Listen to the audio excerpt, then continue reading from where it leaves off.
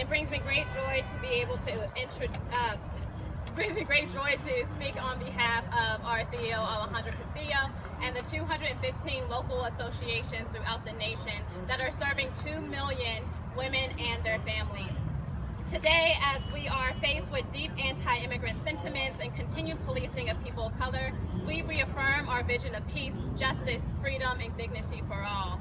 We stand in solidarity with undocumented immigrants and communities of color who are targeted by ICE, law enforcement, and other systems of authority. This administration has now rescinded DACA, promised to increase immigration enforcement, as well as escalate police authority with reduced oversight.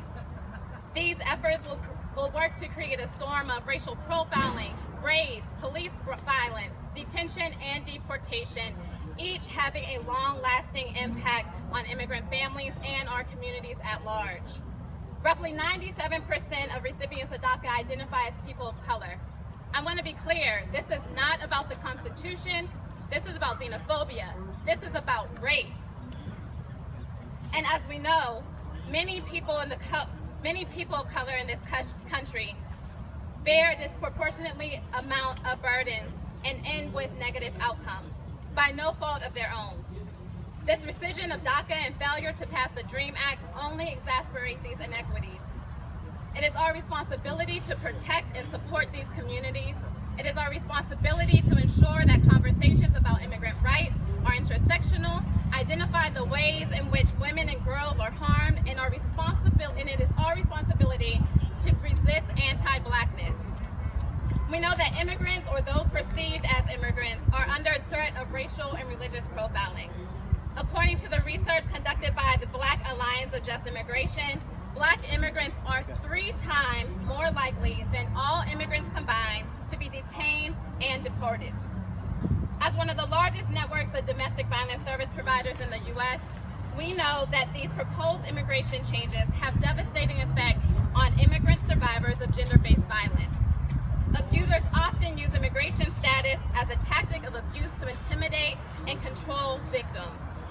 There is no clearer example of this danger than the recent arrest of Ms. Gonzalez from the courthouse in El Paso, immediately following her obtaining of a protection order against her abuser. We are also receiving word from all of our local YWCAs across the nation that immigrant women and families who we serve are refraining from participating in programs due to the fear of being detained or deported. If survivors of violence can't even be safe when seeking services or getting protection orders, where can they be safe? We call on advocates to lift up women of color, in particular Black women, in their conversations.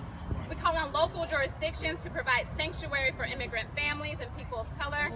And today we stand with our partners and the leaders in Senate who we hear from today for Congress to act now to protect the more than 800,000 Dreamers who have received DACA protection and some 200,000 little Dreamers who have been waiting to turn 15 to meet the DACA age requirement.